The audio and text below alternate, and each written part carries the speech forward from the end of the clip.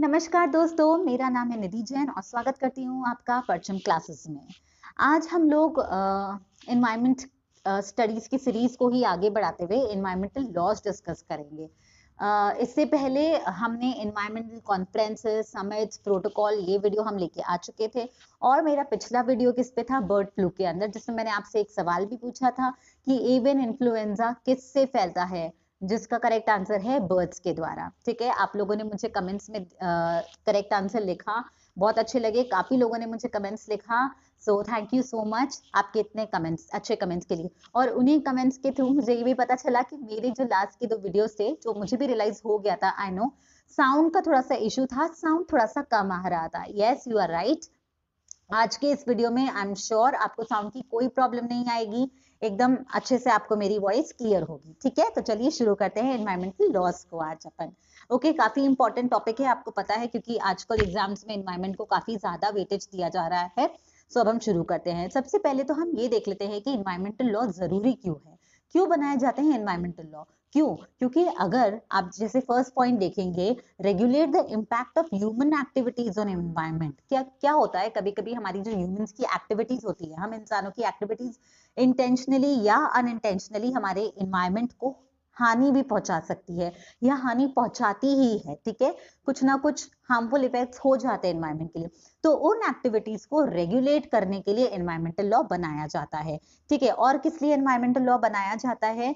ताकि हमारी जितनी भी ब्रॉड रेंज ऑफ एक्टिविटीज है, जो कि पानी, हमारा एयर हो गया, वाटर हो गया, लैंड हो गया, फ्लोरा या फौना, राइट, कोई भी लिविंग बीइंग किसी भी चीज को इफेक्ट करती है, ठीक है, तो उसको भी रेगुलेट करने के लिए।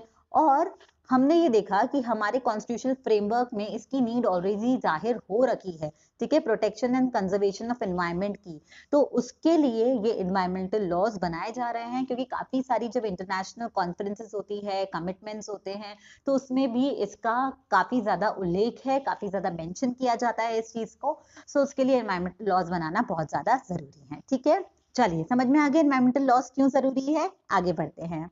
हमारे जो कॉन्स्टिट्यूशन है, ठीक है, उसका जो पार्ट है 4A, ठीक है, आर्टिकल 51, जिसमें 51A, जिसमें फंडामेंटल ड्यूटीज के बारे में मेंशन किया गया है, उसमें ये लिखा गया है कि हर नागरिक की, एवरी सिटीजन की ये ड्यूटी है कि वो अपने एनवायरमेंट को, नेचुरल एनवायरमेंट को प्रोटेक्ट करेगा। ठीक है, वो फॉरेस्ट है, लेक्स है, वाइल्ड लाइफ है, रिवर्स है, कुछ भी है, हमको लिविंग क्रिएचर्स की तरफ थोड़ा कंपैशन होना चाहिए, कंपैशनेट होना चाहिए, और उनको बचाने की, उनके संरक्षण की, उनके कंजर्वेशन की हमको पूरी कोशिश करनी चाहिए।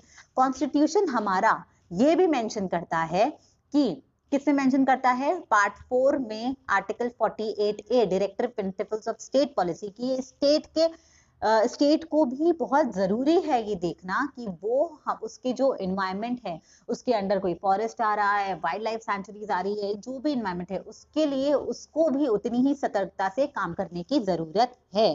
ठीक है, काफी सारे, अब इनको मद्देनजर रखते हुए, हमारे कॉन्स्टिट्यूशन में भी इतना सारा है, तो काफी सारे लेजिस्लेशन हमारे इंडिपेंडेंस के पहले भी थे, लेकिन जो मेन रश आया है, जो मेन फोर्स आया है, जो मेन आप कह सकते हैं चाहत आई है, या जो मेन मोटिव आया है काम करने का, वो Stockholm conference 1972, right, national council for environment policy and planning जब हुई थी 1972, उसके थ्रू आया है, राइट। उस कॉन्फ्रेंस के थ्रू लोगों में ये जागरूकता बढ़ी है, हमारे जो ऑफिशियल्स है उनमें, और ये आगे ले जाने का मुद्दा आया है कि चलिए अब हम इस दिशा में भी कुछ काम करते हैं। तो तभी department of science and technology, ये हमारा एनवायरमेंटल इश्यूज को जो रेगुलेट करती है, ये बॉडी का सेटअप हुआ है। आगे देखते हैं और क्या हुआ है। ठीक है, the department of environment was established in 1980। ठीक है, 72 में क्या हुआ था हमारा, अभी हमने देखा, department of science and technology इसको बोला कि हाँ सेटअप करते हैं। फिर 1980 में डिपार्टमेंट ऑफ एनवायरमेंट को सेटअप किया गया, और 1985 में ministry of environment and forest को सेटअप किया गया, MOEF। ठीक है, इसको सेटअप किया गया। समझ में आ गया ये कंसेप्ट कहाँ से आया पूरा। और कैसे हम सीरीज से हमारी ministry of environment and forest हमको मिली है। Ministry of environment and forest actually क्या है, ये एक एपेक्स बॉडी है। एपेक्स मतलब टॉप मोस्ट बॉडी है हमारी, जो पूरा का पूरा जो फ्रेमवर्क है, एनवायरमेंटल लॉज हो गए, एनवायरमेंट प्रोटेक्शन के लिए क्या क्या एक्ट्स हैं, कैसे किस किस बोर्ड के साथ मिलके हमको काम करना है, जैसे कि पोल्यूशन कंट्रोल बोर्ड है उसके साथ मिलके हमको काम करना है, ये सारा ministry of environment and forest he framework बनाती है। समझ आ गया। अभी इसमें कुछ इंपॉर्टेंट लॉज और रेगुलेशंस या आप बोल सकते हैं लेजिस्लेशंस पास हुए हैं, जैसे कि हमारा नेशनल ग्रीन ट्रिब्यूनल एक्ट है 2010 का, एयर एक्ट है 1981 का, वाटर एक्ट है 1974 का। ठीक है, काफी सारे एक्ट्स हैं, इन सबको हम डिटेल में पढ़ेंगे। और इससे मुझे एक चीज और याद आई, हमारे इंस्टाग्राम हैंडल, हमारे फेसबुक हैंडल पे आप जाके क्वेश्चन का आंसर कर सकते हैं। हम हर दिन जो भी वीडियो लेके आते हैं उससे रिलेटेड कोई ना कोई क्वेश्चन इन सोशल हैंडल्स पे पूछ सकते हैं, तो आप हमेशा इनसे जुड़े रहिए और अपडेटेड रहिए हमारी आगे वाली एक्टिविटीज प्लस काफी सारी और कॉम्पिटिटिव एग्जाम की एक्टिविटीज रिलेटेड। ओके, चलिए अब हम इन्वायरमेंटल लॉज को डिटेल में डिस्कस करते हैं। सबसे पहला जो इन्वायरमेंटल लॉ, अब बोलिए one of the most oldest environmental law जो था, अर्लीस्ट, वो था शोर Bombay and Colaba nuisance act 1853। 1853 में ये एक्ट आया था, ये हमारा one of the earliest act है। और जैसा कि आप इसका नाम ही देख रहे हैं, शोर मतलब होता है ना किनारा, तटीय किनारा मान लीजिए, तो बॉम्बे की जो शोर्स हैं वहां पर जितनी भी हमारी मरीन एक्टिविटीज होती है, ठीक है, नेविगेशन रिलेटेड, हमारे कुछ सामान आ रहे हैं, कोई इलीगल एक्टिविटीज हो रही है वहां पर, बोलते हैं ना काफी सारी मरीन एक्टिविटीज होती है, कुछ लीगल कुछ इलीगल, उन सबको रेगुलेट करने के लिए और कोई भी नॉनसेंस एक्टिविटीज वहां पर हो रही है उसको रोकने के लिए 1853 में ये एक्ट बनाया गया था, Bombay and Colaba nuisance act. Okay, अभी उसके बाद अगर हम बात करते हैं इन्वायरमेंटल प्रोटेक्शन एक्ट की, ये बहुत इंपॉर्टेंट एक्ट है, एग्जाम पॉइंट ऑफ व्यू से भी बहुत ज्यादा इंपॉर्टेंट है, तो आप इसको सुनिए अच्छे से, ध्यान से सुनिएगा। इन्वायरमेंटल प्रोटेक्शन एक्ट ये 1986 के अंदर आया है। और ये एक्ट कब आया है, जब भोपाल गैस ट्रेजेडी हो चुकी थी, ठीक है, उसके बाद में लोगों को लगा वो इतना ज्यादा एनवायरनमेंट को डैमेज हुआ है, लोगों को डैमेज हुआ है, तो इन सब चीजों को, ऐसी एक्टिविटीज को रेगुलेट करने के लिए कुछ ना कुछ हमें बनाना चाहिए, लॉ होना चाहिए।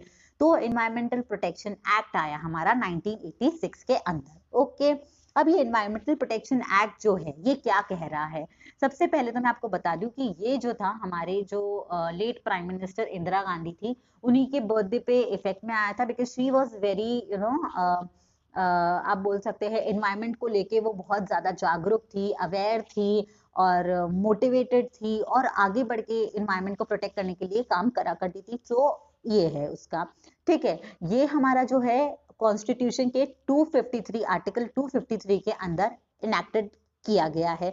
और क्यों है ये एनवायरमेंटल प्रोटेक्शन एक्ट, जैसे कि नाम ही बोल रहा है, हमारे एनवायरमेंट की जो क्वालिटी है, ठीक है, उसको प्रोटेक्ट करने के लिए, पोल्यूशन ना हो, कंट्रोल मेजर्स लिए जाए, उन सब के लिए एनवायरमेंटल एक्ट बनाया गया है, EPA, ठीक है, एनवायरमेंटल प्रोटेक्शन एक्ट। अभी एनवायरमेंटल प्रोटेक्शन एक्ट क्या करता है, सबसे पहला काम ये इस्टेब्लिश करता है framework for studying, planning and implementing long term requirement of environmental safety. समझ रहे हैं क्या बोल रहा है ये, सबसे पहले तो ये ऐसे मेजर्स को स्टडी करना चाह रहा है कि करता है कि क्या क्या प्रॉब्लम्स आ रही है एनवायरनमेंट में, उसके लॉन्ग टर्म क्या इफेक्ट्स हो सकते हैं, और अगर हम कोई नई चीज करना चाहते हैं, कुछ लॉ लाना चाहते हैं, कुछ रूल लाना चाहते हैं, तो वो लॉन्ग टर्म में कैसे इफेक्ट करेगा, ठीक है, इसकी पूरी प्लानिंग और स्टडी ये एनवायरमेंटल प्रोटेक्शन एक्ट के तहत आती है।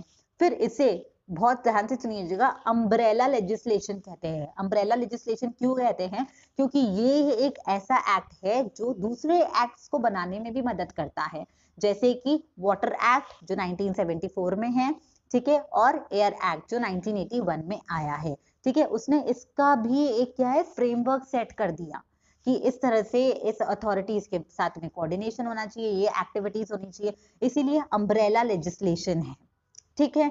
फिर under the Environment Act, the central government is empowered to take measures necessary to protect and improve the quality of environment by setting standards for emissions and discharge of pollution in the atmosphere. Okay, अब ये कह रहे हैं कि इसी act के तहत जो हमारी सेंट्रल गवर्नमेंट है उसने भी क्या किया है, कुछ मेजर्स लिए हैं ताकि जितने भी एमिशंस होते हैं हमारे, जो हमारे इन्वायरमेंट को पोल्यूट करते हैं, उसके तहत भी क्या करा है, गाइडलाइंस बना दी है। इंडस्ट्रीज इस तरह का एमिशन इतना कर सकती है, गाड़ियों से इतना होना चाहिए, इससे ज्यादा हुआ तो आपको पेनल्टी भुगतनी पड़ेगी, है जो सारी चीजें पॉल्यूशन कंट्रोल बोर्ड्स के अंडर आता है। तो ये जो एक्ट है ये उनके गाइडलाइंस को भी, उनके जो एक्टिविटीज है उसको भी क्या करता है, रेगुलेट करता है फ्रॉम टाइम टू टाइम। और गवर्नमेंट में टाइम टू टाइम नोटिफिकेशंस तो आते ही है, काफी सारे रेगुलेशंस चेंज भी होते हैं, अमेंड भी होते हैं। सो ये सारी जो गाइडलाइंस है ये सब एनवायरमेंटल एक्ट के अंदर से ही जाकर गुजरती है। समझ में आ गया? चलिए नाइस। दूसरा, अब पेनल्टीज की बात अगर हम कर दें, in case of non compliance अगर बात करें हम, अगर कोई इंसान कंप्लाई नहीं करता है जो गाइडलाइंस इस एक्ट में लिखी हुई है, तो क्या होगा, हमारा ये जो है उसको 5 साल का जेल या तो 1 लाख तक का पेनल्टी भी हो सकता है, राइट। और अगर फिर भी वो नहीं माना तो हर दिन 5,000 का उसको पेनल्टी लगेगा, और फिर भी नहीं माना तो इन दी एंड सोल्यूशन क्या है, 7 साल की जेल। समझ आ गया? चलिए आगे बढ़ते हैं। अब दूसरा हम बात करेंगे हजार्डस वेस्ट मैनेजमेंट रेगुलेशंस की। Hazardous waste management regulation, hazardous waste क्या होता है, हानिकारक कचरा जो होता है, राइट, उसको कैसे मैनेज किया जाए ये भी हम देखेंगे। ओके, अभी 1989 में क्या हुआ था, manufacture, storage and import of hazardous rules आए थे। मतलब कि ये जो हजार्डस सब्सटेंसेस है, हमारे केमिकल्स है, उसको कैसे मैन्युफैक्चरिंग होएगी, मैन्युफैक्चरिंग हो गया उसका तो स्टोरेज कैसे होएगा, स्टोरेज हो गया तो अगर आपको कहीं से इंपोर्ट करना है तो क्या होगा, नीचे जैसे मैंने लिखा है आपका export, storage, genetically engineered organisms, ठीक है, ये सारी चीजें रेगुलेट करता है हमारा ये जो 1989 का एक्ट है। इसको हम और देखते हैं आगे, ठीक है। ये समझ में आ गया ना, हजार्डस मतलब कैसे हो सकता है ना, सपोज हमारा कोई लैबोरेटरी का केमिकल है जो वेस्ट हो गया है, उसको कैसे आप थ्रो करोगे, या कोई मान लीजिए बहुत ही एक्सट्रीम हार्मफुल केमिकल, हार्मफुल नहीं, आप बोल लीजिए बहुत ही डेंजरस केमिकल है, ठीक है, उसको स्टोर करना है तो कैसे स्टोर करेंगे, ये सारी गाइडलाइंस उसके अंदर आती है। और इम्पोर्टेंट और भी लेजिस्लेशंस हैं जो कि क्या है, फैक्ट्रीज एक्ट, ठीक है, फैक्ट्री में कैसे ये सारी चीजें देखी जाएगी, 1948 का पब्लिक लाइबिलिटी इंश्योरेंस एक्ट, अगर किसी को कुछ हो गया है, ठीक है, तो उसका क्या होगा, the national environmental tribunal act 1995 का, ये सारी चीजें। अभी मैं आपको बताऊं कुछ रूल्स भी थे इसके अंदर, है ना, ये सारे एक्ट्स हैं, इसके अंदर कुछ रूल्स भी हैं, जैसे हजार्डस वेस्ट रूल 2008 के अंदर जो आए थे, वो बोल रहे हैं कि जो मैन्युफैक्चरिंग है, स्टोरेज है, इंपोर्ट है, एक्सपोर्ट है, केमिकल सब्सटेंसेस का मैनेजमेंट है जो इनका, वो एक गाइडलाइन के तहत कैरी आउट होना चाहिए। दूसरा, बायोमेडिकल वेस्ट रूल 1998, ये कह रहे हैं कि जितना भी बायोमेडिकल वेस्ट है, जैसे कि सपोज हमारे हॉस्पिटल्स में जो वेस्ट जनरेट होता है, ठीक है, हमारा हॉस्पिटल में जैसे केमिकल लेबोरेटरी से वेस्ट जनरेट हुआ, डिलीवरी रूम्स होते हैं वहां पर भी वेस्ट निकलता है जिसमें प्लेसेंटास होते हैं, ऑर्गेनिक वेस्ट निकलता है काफी ज्यादा, ठीक है, फिर ब्लड से सनी हुई काफी सारी चीजें होती है, बैंडेजेस हो गया, ट्यूब्स हो गई, उनको कैसे थ्रो करेंगे। सो ये सारी चीजें आती है बायोमेडिकल वेस्ट मैनेजमेंट के अंदर। इसकी भी एक गाइडलाइंस है, जो ऐसी कोई भी एजेंसी हो, आपके टेस्टिंग सेंटर्स हो गए, लेबोरेटरी हो गई, हॉस्पिटल्स हो गए, क्लिनिक्स हो गए, उन सबको ये गाइडलाइंस फॉलो करना जरूरी है। Then municipal solid waste rules 2000 के, ये बोल रहा है कि जो म्यूनिसिपैलिटीज है उनको भी उनको भी गाइडलाइंस फॉलो करनी है, और उनको वेस्ट अपने गाइडलाइंस के हिसाब से लेके जाना है, डिस्पोज ऑफ करना है। समझ आ गया हजार्डस वेस्ट का कंसेप्ट, कोई डिफिकल्टी नहीं है। अभी है the biological diversity act 2002। Okay, ये एक्ट क्या कह रहा है हमें, ये हमारे पार्लियामेंट में actually again act implemented by parliament of India, ताकि हमारी जितनी जो बायोलॉजिकल डाइवर्सिटी है, अगर हम उसको किसी काम में इस्तेमाल ले रहे हैं, मे बी रिसर्च में ले रहे हैं, कोई हम उसको कोई नॉलेज बैंक, कोई स्टडी में ले रहे हैं, तो उसको हमें ध्यान से इस्तेमाल करना है, और उसकी जो बेनिफिट शेयरिंग है वो इक्विटेबल होना चाहिए, इक्वल बेनिफिट शेयरिंग होना चाहिए। समझ में आ गया? ये एक्ट क्यों आया हमारा, बिकॉज जो कन्वेंशन ऑन बायोलॉजिकल डाइवर्सिटी हुए थी, ठीक है, ऐसी एक कन्वेंशन हुई थी ऑन बायोलॉजिकल डाइवर्सिटी, इंडिया उसका मेंबर था, सो दैट इज व्हाई हमें ये एक्ट लाए हम, बायोलॉजिकल डाइवर्सिटी एक्ट। समझ में आ गया? कोई कंफ्यूजन नहीं है इसमें? क्लियर है अभी तक का ना? चलिए आगे बढ़ते हैं। The national green tribunal act 2010 का, ये बोल रहा है, जो नेशनल ग्रीन ट्रिब्यूनल एक्ट है हमारा, ये बोल रहा है कि जितने भी केसेस का डिस्पोजल है रिलेटेड टू एनवायरमेंट प्रोटेक्शन या कंजर्वेशन ऑफ फॉरेस्ट, ठीक है, ये हमारा तरीके से होना चाहिए, और जो भी कंपेंसेशन है, जो लोगों को हानि पहुंची है, क्षति पहुंची है, एनवायरमेंट को अगर कोई हानि पहुंची है, क्षति पहुंची है, ये सारी चीजें गाइडलाइंस जो है इस एक्ट के अंदर है। समझ में आ गया? कोई दिक्कत नहीं है इसमें। चलिए अब हम आईपीसी के देख लेते हैं क्या क्या चीजें हैं प्रोविजंस। ठीक है, इंडियन पीनल कोड जिसे कहते हैं, ये बोल रहा है कोई भी ऑफेंस हुआ पब्लिक हेल्थ को, सेफ्टी को या कन्वीनियंस को, सो क्या क्या चीजें होनी चाहिए, जो कि इसके चैप्टर 16 के अंदर मेंशन है, 14 के अंदर मेंशन है। सेक्शन 268 में बोल रहा है कोई भी कॉमन न्यूसेंस हो वो एक्सक्यूजेबल नहीं है। ठीक है, 269 में बोल रहा है neglecting act likely to spread infection, तो उसको भी आप पनिश करेंगे। 270 अगेन, कोई भी एक्ट अगर आपका इन्फेक्शन या डेंजरस डिजीज को स्प्रेड कर रहा है या किसी की लाइफ पे आ रहा है कोई, तो पनिशेबल है। और एटमॉस्फेयर को 278 सेक्शन बोल रहा है अगर एटमॉस्फेयर को हमारे कोई भी हानि पहुंचाने की कोशिश कर रहा है या तो कोई नॉक्शियस टू हेल्थ है, ऐसा एटमॉस्फेयर जो कि जैसे होते हैं हुक्का बार्स वगैरह, काफी सारा एटमॉस्फेयर सही नहीं होता है हमारी हेल्थ के लिए, सो अगर बहुत ज्यादा एक्सट्रीम कुछ हुआ तो वो पनिशेबल हो सकता है। Right, penal code provides fine up to ₹200 by way of punishment. Section 290 IPC for making the atmosphere obnoxious noxious to health, वो ₹500 अंडर सेक्शन 78 आईपीसी। समझ में आ गया ये चीज? चलिए अब हम वाटर और वाटर एक्ट की बात करेंगे। जो वाटर एक्ट था सबसे पहला हमारा 1882, ये हमारा, अब मैं आपको बताऊं, जो वाटर एक्ट है ये हमारा सबसे ओल्डेस्ट एक्ट है हमारा, 1882 का act, easement act. Easement act क्या बोल रहा है? राइट, ये हमें एक ऐसा राइट देता है जब हम हमारे रिसोर्सेज को यूज कर सकते हैं, जैसे कि हमारा ग्राउंड वाटर है, ठीक है, उसको यूज करने का हमें राइट देता है।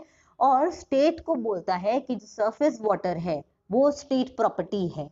ठीक है, समझ आ गया? चलिए 1897 द इंडियन फिशरीज एक्ट, ये क्या बोल रहा है कि इंडियन फिशरीज एक्ट ऐसा बोल रहा है कि कभी भी हमें सपोज कोई फिश डेंजरस है या कोई पॉइजनस फिश है, लेकिन हमको कभी भी कोई डायनामाइट सब्सटेंस या कोई एक्सप्लोजिव यूज नहीं करना है उसको खत्म करने के लिए, ये पनिशेबल ऑफेंस हो जाएगा। कोस्टल एरिया में या इनलैंड एरिया में, दोनों में, कहीं पर भी ये हमारा क्या होना चाहिए, एक्सप्लोजिव्स की मदद से हमें किसी भी चीज को खत्म नहीं करना है, ये बहुत ही ज्यादा डेंजरस है और ये इसमें पनिशेबल ऑफेंसेस है अगर ऐसा किसी ने किया तो। 1956 रिवर बोर्ड एक्ट क्या बोल रहा है?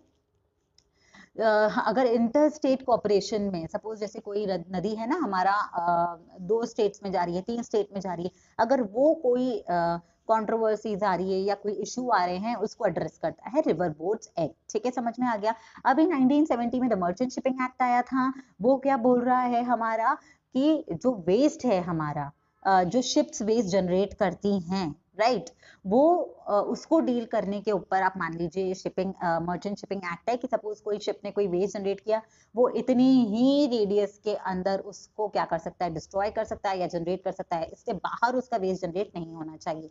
ये सारी चीजें जो डील करता है वो मर्चेंट शिपिंग एक्ट है। द वाटर सेस एक्ट, जैसे सेस आपका नाम ही बता रहा है, फीस रिलेटेड है, तो collection of fees on water consuming industries and local authorities, कोई डिफिकल्टी नहीं है। The coastal regulation act zone, the coastal regulation zone notification act, जो कि 1991 के अंदर आया था।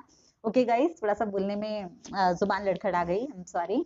The coastal regulation zone notification 1991 का जो है, वो काफी सारी एक्टिविटीज जो होता है उसको रेगुलेट करता है। ठीक है, मे बी कंस्ट्रक्शन भी आ गया उसके अंदर। ठीक है, और ये कैसे होता है, जैसे हमारे जो बैक वाटर्स हैं, एस्चुरीज हैं, उसको प्रोटेक्ट करता है कि उधर कोई ऐसी हमारी मैन मेड एक्टिविटीज ना हो, ह्यूमन एक्टिविटीज ना हो जो इसको कहीं भी खतरे में डाल रही है। समझ आ गया? Coastal regulation zone notification 1991। अभी हम डिटेल में डिस्कस करेंगे वाटर एक्ट को 1974 में, जिसे अमेंड किया गया था 1988 में। So the water act actually article 252 में मेंशन है हमारे कॉन्स्टिट्यूशन के, और वो क्या क्या बोल रहा है? वो बोल रहा है सबसे पहला मेजर जो हमें लेना है इस एक्ट के अंदर, वो है हमें prevent and control water pollution को हमें करना है कंट्रोल। फिर स्टेट और सेंट्रल बोर्ड को बोला गया है कि आप वाटर पोल्यूशन को कंट्रोल करने के लिए आपको कुछ मेजर्स मेंशन करने पड़ेंगे, कुछ गाइडलाइंस लानी पड़ेगी। और सेंट्रल और स्टेट को पावर्स दिए गए हैं to restore wholesomeness of water. अगर आप कहीं स्टोर करना चाहते हैं पानी, जैसे कि हम डैम्स बनाते हैं, राइट, फॉर एग्जांपल है ये, जैसे कि हम डैम्स बनाते हैं तो कैसे हम उसको स्टोर कर सकते हैं, स्टेट और सेंट्रल को ये पावर्स दिए गए हैं, राइट। अब ये क्या है, establishes an institutional structure for prevention and abetting water pollution. ये वही बोल रहा है। वाटर क्वालिटी देख रहे हैं कि भाई कोई भी अगर पीने का पानी कहीं से आ रहा है तो भाई इतनी खराब क्वालिटी नहीं आए कि इंसान को कोई तकलीफ हो जाए, ठीक है। और इसी के अंदर हमारा central pollution control board constituted under this act. समझ आ गया? वाटर एक्ट इजी था। अब हम फॉरेस्ट रिलेटेड कुछ एक्ट्स की बात करेंगे। फॉरेस्ट कंजर्वेशन एक्ट, सबसे पहले तो फॉरेस्ट रिलेटेड एक्ट्स में आपको पता ही है, इसमें कोई डिफिकल्टी है नहीं समझने में। Forest and wild life act, इनकी सुरक्षा, संरक्षण, कंजर्वेशन, प्रोटेक्शन, इनके लिए कुछ एक्ट्स बनाए गए हैं। सबसे पहले है forest conservation act 1980। Forest conservation act जो है ये एक्ट डील कर रहा है कंजर्वेशन ऑफ फॉरेस्ट, ठीक है। मतलब डिफॉरेस्टेशन ना हो, अननेसेसरी पेड़ ना काटे जाएं, बिल्कुल भी इकोलॉजिकल इम्बैलेंस हो जाता है इससे। हमारा इकोलॉजी, मैंने आपको बताया था what is ecology, so ecological imbalance होता है, हमारा जो इन्वायरमेंट है वो खराब होता जाता है। इसको मद्देनजर रखते हुए फॉरेस्ट कंजर्वेशन एक्ट लेकर आए गए हैं और इसमें ये सारी गाइडलाइंस रखी गई है। क्लियर है? Okay. Then the forest, Indian forest act 1927 ये बोल रहे हैं कि ऐसे एरियाज जहां पर फॉरेस्ट कवर है या वाइल्ड लाइफ है, वहां पर जो फॉरेस्ट प्रोड्यूस हो रहा है या उन पे कोई ड्यूटी लग रही है, फॉरेस्ट प्रोड्यूस पे, टिम्बर पे, उन सब चीजों को रेगुलेट कर रहा है द इंडियन फॉरेस्ट एक्ट 1927, ठीक है। मूवमेंट्स कैसी हो रही है हमारे इन एंड आउट, ठीक है, फॉरेस्ट के अंदर भी जो फॉरेस्ट प्रोड्यूस हो रहा है उसके ऊपर कैसे मूवमेंट होगी, कैसे ड्यूटी लगेगा, कैसा टैक्स लगेगा, और भी जितने भी प्रोडक्ट्स हैं, इन सब से रिलेटेड जो एक्टिविटीज है वो आती है हमारी इंडियन फॉरेस्ट एक्ट 1927 के तहत। Now we have the wild life act 1972। Wild life act क्या बोल रहा है? ये दो चीजें बोल रहा है कि जितनी भी स्पेसिफाइड एंडेंजर्ड स्पीसीज है, एक तो हमें क्या करना है, उनको प्रोटेक्ट करना है, कहीं पर भी हो, पहाड़ के ऊपर हो कि नदी के अंदर हो, हमें उसको प्रोटेक्ट करना है, ठीक है। All species are protected in specified area. फिर ऐसा नहीं है कि हमें अगर उसको प्रोटेक्ट करना है तो लाओ भाई उनको पिंजरे में बंद कर दो। No, they should be protected in their specified area. उनकी खुद की एक रीजन है, एक एनवायरमेंट है, उसी में हमें उनको प्रोटेक्ट करने की मदद करनी है। समझ में आ गया कैसे प्रिंसिपल्स पे काम करता है ये? अभी सबसे पहले to provide protection of wild life, birds, plants, for matters connected with this, ठीक है। Ecological environment security to the country. समझ आ गया क्या है? सबसे पहले तो प्रोटेक्शन हमें देना है। ये इसका प्रिंसिपल क्या है कि भाई जो भी वाइल्ड लाइफ है, हमारे बर्ड्स हैं, एनिमल्स हैं, उनको कुछ भी हो हमको प्रोटेक्शन देना है। और दूसरा क्या है, दूसरा इंपॉर्टेंट, कि जो हमारे इकोलॉजी और एनवायरमेंट है हमें उसकी सिक्योरिटी बना के रखनी है। ओके, ये रूल्स अमेंड हुए थे और इसमें बर्ड्स का भी प्रोटेक्शन जोड़ा गया है, ठीक है। ये सारी चीजें हैं इसके अंदर, बर्ड्स, एनिमल, प्लांट, सब चीजें आ गए हैं। ओके, पहले भी थे। नेक्स्ट, अब इसमें पेनल्टीज क्या क्या हैं? Penalties, wild life protection act जो बोल रहा है, चैप्टर 6 जो है इसका, वो डील करता है prevention and detection of offences, जो सेक्शन 51 के तहत मेंशन किया गया है। वो क्या है? Any person who contravenes any provision और rule this act shall be punished. अगर कोई भी इंसान, सिंपल सी भाषा में आपको बता देती हूँ, अगर कोई भी इंसान ये रूल तोड़ता है तो उसको 3 साल का जेल हो सकता है या 25,000 तक का जुर्माना हो सकता है, ठीक है। और इंडियन फॉरेस्ट एक्ट क्या बोल रहा है सेक्शन 33 के अंदर कि 6 महीने की जेल या 5,000 का उसका जुर्माना हो सकता है। समझ आ गया? कोई दिक्कत नहीं है। आगे बढ़ते हैं। अब एयर एक्ट्स के बारे में हम बात करते हैं, ठीक है। हमने एनवायरमेंट रिलेटेड बात करी, वाटर रिलेटेड बात करी, फॉरेस्ट रिलेटेड बात कर ली, अब हम एयर एक्ट्स की बात करेंगे, ठीक है। एयर हमारा 1948 में आया था, जो वो था द फैक्ट्रीज एक्ट अमेंडमेंट हुआ इसका 1987 में, ठीक है। ये बोल रहा है कि जो फैक्ट्रीज में काम कर रहे हैं उनका जो वर्किंग एनवायरनमेंट है लोगों का, उसके लिए इसके अंदर गाइडलाइंस रखी गई थी। देन हमारा आता है 1981 में the air pollution act, the air act बोलते हैं जिसे, air prevention and control act, article 253 के अंदर मेंशन है ये हम आगे देख लेते हैं कि ये क्या बोल रहा है। बेसिकली जनरली जैसे आपको भी समझ आ रहा है, कंट्रोल ऑफ एयर पोल्यूशन इसके अंदर बेसिकली इसका जो बोल सकते हैं कि इसकी जो जान है, जो बताना चाहते हैं वो यही बताना चाहते हैं कि कैसे एनवायरमेंट हम पोल्यूशन को कंट्रोल करें, खत्म करें। 1982 में आया रूल्स, इसके जो प्रोसीजर मेंटेन, जो प्रोसीजर और रूल्स बताते हैं कि किस तरह से मीटिंग्स होनी चाहिए, इसमें किस तरह से प्रोसीडिंग्स होनी चाहिए बोर्ड्स की, ताकि हम एनवायरमेंटल पोल्यूशन को, एयर पोल्यूशन को कम कर सकते हैं। Okay, then atomic energy act, ये आया था 1982 में, जितने भी रेडियो एक्टिव वेस्ट होते हैं उसको डील करने के लिए। देन 1987 में आया था ये जो है, मैंने आपको अभी यहाँ पर भी बताया, ठीक है, कि इसका अमेंडमेंट हुआ था इस एक्ट में, ठीक है। सो अमेंडमेंट था और जिसमें जो हमारे पीसीबीज हैं, सेंट्रल एंड स्टेट, उसको बताया गया है कि इमरजेंसी कितनी है ज्यादा एनवायरमेंटल पोल्यूशन की, एयर पोल्यूशन की, and you have to work for it. Then 1988 the motor vehicles act, ये आप सबको पता होगा कि भाई चलाने में जितना भी हजार्डस वेस्ट निकलेगा तो आपको उसको जुर्माना देना पड़ेगा, और स्टेट ने लेवल कर रखा है कि ये ट्रांसपोर्ट नहीं होना चाहिए, या ये इतना ही आपका वो क्या बोलते हैं एमिशंस होने चाहिए। So the motor vehicles act, समझ आ गया 1988। अब हम एयर एक्ट को थोड़ा सा डिटेल में देख लेते हैं, वैसे कि मुझे पता है कि आप लोग को समझ में आ गया। 1972 स्टॉकहोम कॉन्फ्रेंस के बाद में जब हमारा हुआ था वहां पर, उसी के बाद इसको भी हमने मद्देनजर किया गया है और इसको लेके आए हैं हम। क्यों, ये मैंने आपको बताया, prevention control abatement of air pollution, establishments of board at the central state level, जो पीसीबीज हैं हमारे, उनको करा गया है इसको कंट्रोल करने के लिए। और हमारी जो एयर की क्वालिटी है, ठीक है, जो क्वालिटी है हमारी एयर पोल्यूशन कम करने की, या हमारी जो क्वालिटी मेंटेन करनी है, वो सारी उसकी गाइडलाइंस इसके तहत है, राइट। इंडस्ट्री से इतना ही एमिशन होना चाहिए, इतना कार्बन एमिशन नहीं होना चाहिए, गाड़ियों से इतना नहीं होना चाहिए, ये सारी जो क्वालिटी स्टैंडर्ड्स हैं वो चीजें इस पे मेंशन है। समझ आ गया, नो डाउट्स, क्लियर है। एयर एक्ट और क्या क्या बोलता है, the use of polluting fuels, बिल्कुल सही बात है भाई, बेकार फ्यूल का इस्तेमाल ना करें, उससे भी खराब होता है हमारा environment. empowers the state government after consultation with SPCBs to declare any area or areas within as pollution, air pollution control area और area, ठीक है। स्टेट को पावर देता है आपके स्टेट पोल्यूशन कंट्रोल बोर्ड के साथ इंटरेक्शन करने के लिए, वो किसी भी एरिया को डिक्लेयर कर सकते हैं कि ये हमारा पोल्यूशन कंट्रोल एरिया है, इसमें ये गाइडलाइंस फॉलो करनी ही पड़ेगी। अगर उन्होंने कह दिया इस एरिया में आप गाड़ियां नहीं चलाते बॉस, साइकिल चलाओ, कुछ भी करो, या केवल दिन की एक गाड़ी निकालो, हुआ था ना बीच में दिल्ली में, कैसे कर दिया था कि क्या किया था कि ऑल्टरनेट डेज गाड़ी यूज करना है। सो ये एक्ट, जो एयर एक्ट है, ये स्टेट गवर्नमेंट को एम्पावर करता है। समझ आ गया। फिर एस्टैब्लिशिंग और operating any industrial plant in the pollution control area, ये भी उसको कंसेंट लेना जरूरी है हमारा स्टेट पोल्यूशन कंट्रोल बोर्ड से। कोई भी इंडस्ट्रियल प्लांट सेटअप करना चाहते हैं तो ये चीजें जरूरी है, समझ आ गया।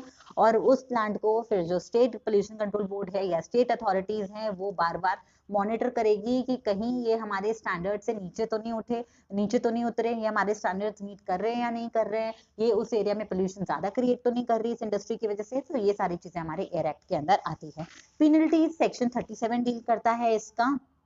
इसमें भी जनरली मोटा मोटा यही चीजें हैं कि 6 महीने का या 1 साल का इम्प्रिजनमेंट या fine, in case of failure continuous additional fine of 500 per day. मतलब अगर आपको बोल दिया कि आपको इतने दिन तक या इतने महीने में आपको फाइन डिपॉजिट कराना है, अगर नहीं आप कराते हो तो 500 रुपए दिन का हो सकता है, ठीक है। और अगर आपने 1 साल तक भी आपने उस चीज को सॉल्व नहीं किया है, उस आपकी जो पनिशमेंट था उसको पूरा आपने उसको सही नहीं किया है, जो आपकी गलती थी, तो आपको क्या हो सकता है, इम्प्रिजनमेंट विथ फाइन 7 साल तक का। ओके, कोई इसमें दिक्कत नहीं है, ठीक है। अदर एक्ट्स को मैं मेंशन कर देती हूँ जल्दी से, ज्यादा डिटेल में हम नहीं जाएंगे क्योंकि जो इंपॉर्टेंट था वो हम डिस्कस कर चुके हैं। 1991 में पब्लिक लाइबिलिटी इंश्योरेंस एक्ट, जैसे कि मैंने आपको पहले भी बताया था, कुछ चीजें रिपीट होगी दोस्तों, अच्छा है, क्विक रिविजन ही हो जाएगा हमारा, ठीक है। ये क्यों है, ताकि ऐसे लोगों को इंश्योरेंस देना जो ऐसे हजार्डस, जैसे होता है ना कि हम क्या बोलते हैं कि सपोज ऐसी इंडस्ट्री में हम काम कर रहे हैं कि हमको कुछ ना कुछ हो सकता है इस वेस्ट को डील करते हुए।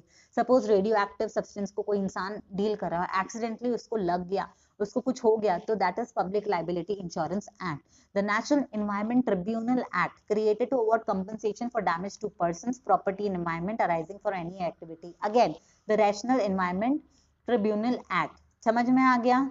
क्या है, ऊपर वाला पर्सन्स के लिए था, नीचे वाला किसी के लिए भी है। पर्सन्स है, प्रॉपर्टी है, आग लग गई मान लीजिए किसी नेचुरल कारण से या हमारे हजार्डस सब्सटेंस की वजह से ही आग लग गई, ठीक है, एनवायरमेंट को कुछ हो गया, तो उसमें क्या आता है, नेशनल एनवायरमेंट ट्रिब्यूनल एक्ट काम है। बायोमेडिकल वेस्ट मैनेजमेंट, ये मैं आपको बहुत अच्छे से एक्सप्लेन कर चुकी हूँ।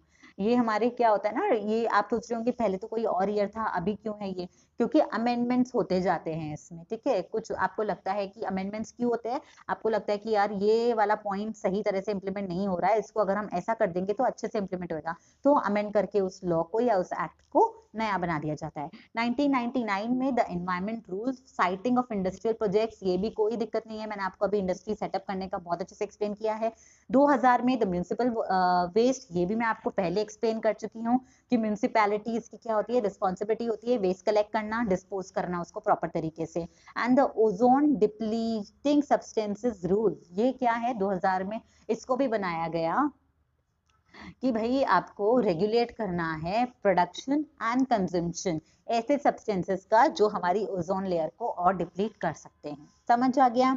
कोई दिक्कत नहीं है। 2001 में बैटरीज रूल आया। बैटरीज रूल क्या बोल रहा है कि कोई भी पर्सन अगर इन्वॉल्व है मैन्युफैक्चरिंग में, प्रोसेसिंग में, सेल या परचेज या यूज ऑफ बैटरीज, उसको प्रॉपरली डिस्पोजल करना उस व्यक्ति की जिम्मेदारी है। हजार्डस वेस्ट रूल 2008, ये अभी क्या हो गया, management handling and trans boundary, मतलब एक कंट्री से दूसरी कंट्री में भी अगर जा रहा है तो उसकी भी क्या मैनेजमेंट है, ठीक है। देन ई वेस्ट रूल्स 2011, ये बोल रहा है जितना भी हमारा ई वेस्ट जनरेट होता है, अभी ई वेस्ट क्या होता है, ई वेस्ट हमारा होता है सपोज हमारा कंप्यूटर की हार्ड डिस्क हो गई या तो आपके फ्लॉपीज और ड्राइव्स जो पहले काम नहीं आ रहे हैं, उसको भी आपको अच्छे से हमको रिसाइकिल जहां पर होता है वहां पर हम दे, या तो अगर कोई कचरे में से इसको ले रहा है, कचरा सेग्रीगेट कर रहा है, तो ऐसी चीजों को रिसाइकलिंग की जगह हमको दे देना चाहिए। समझ आ गया? कोई दिक्कत नहीं है।